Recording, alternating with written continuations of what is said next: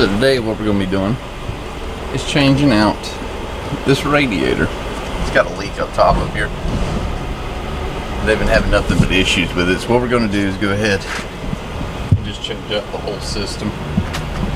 Obviously, comes in a pretty big package here. Alright. This is some of the hoses that you'll need. This is to actually drain it, which is what I'm going to do now. Easiest way to do this, and obviously you have to unscrew the cap up there. The easiest way is, I'll try to zoom in on it. I don't even know if you can see it, but down in there, that little nipple, you actually attach this to it and it'll push everything out. So now we just wait for this to finish filling. Okay, so you can see there's a good little bit in there. But I really want to try to show you where that hookup goes. Just run in there, and I'll be able to show you better once I actually get it out. And if you hadn't already seen my video on how to change out that air charger, you go back and watch it, because obviously that's got to come off. Bottle's got to come off, and then we got to separate the fan from the assembly itself. Once we get that separated, there'll probably be some sensors we got to go through. And then we'll hook up to the mounting points on the radiator there and pull it straight up. Really not an extremely complicated job, but at the same time it is a little bit more time consuming. You want to make sure that you do take your time and do it right, because if not, you'll start ripping stuff out and break all kinds of mess, and then you'll be in a world of trouble.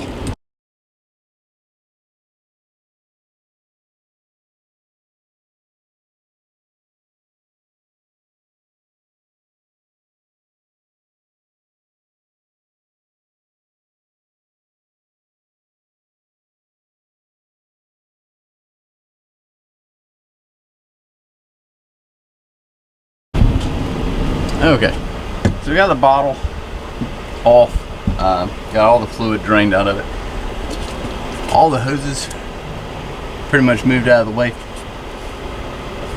I was looking and I didn't actually have to take this shield off because it comes up in one piece.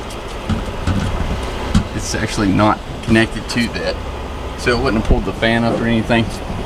So the only thing I have to do, and I've already taken this nut off, I have to loosen the air charger, because I believe it's actually bolted in inside of the radiator on both sides here. That should loosen it up enough, and then the only thing left be going up underneath and removing those hoses. And then we get it pulled up, swapped out. But you can tell that's where the leak was coming from. Once I get it off, you'll be able to see it up top a little bit better. So now, finish that up. Those two hoses down there at the bottom, and we should be ready to pull this thing out. Alright, it's a little bit of change of plans here, just to make life easier for me. I'm going to leave the air charger on here, and just hook up those the two bolts right there, and then pull both up as one unit, and then just reattach this to the new radiator. Reason being, this bolt down here, they made it to where it won't come out all the way. Okay, so instead of sitting here trying to fight with it, do anything stupid, I'm just going to leave it all attached. Make sure that these two bolts are inserted again, hook up right here, and then just pull the whole thing out as one assembly.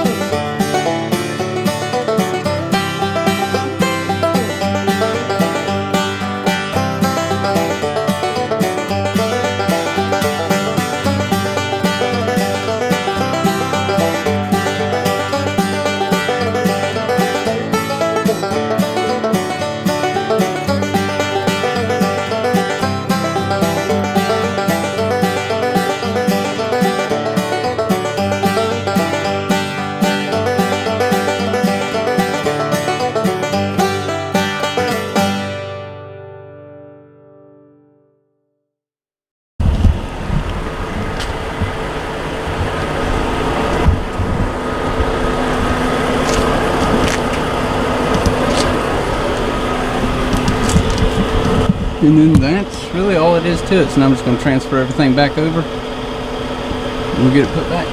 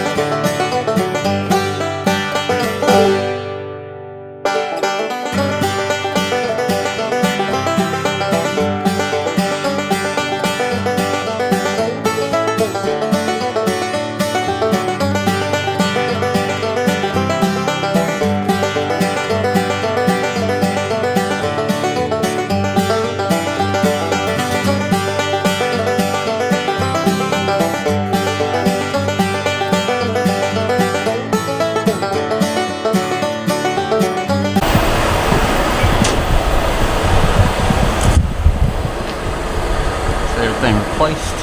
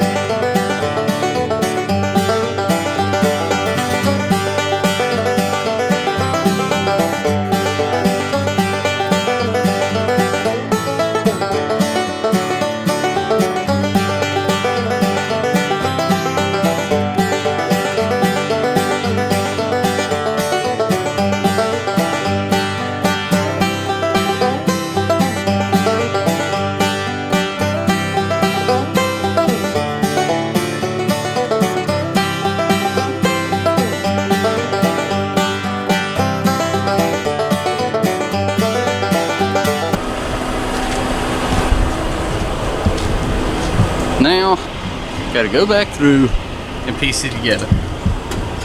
This is horrible. So that was start to finish, a complete pain. Do not recommend doing it by yourself, but however, that is how you do it. Just a quick little video. I'll hook this up real quick, and then we'll be done. Again, thanks for watching. If you hadn't already, make sure you subscribe. Have a good one.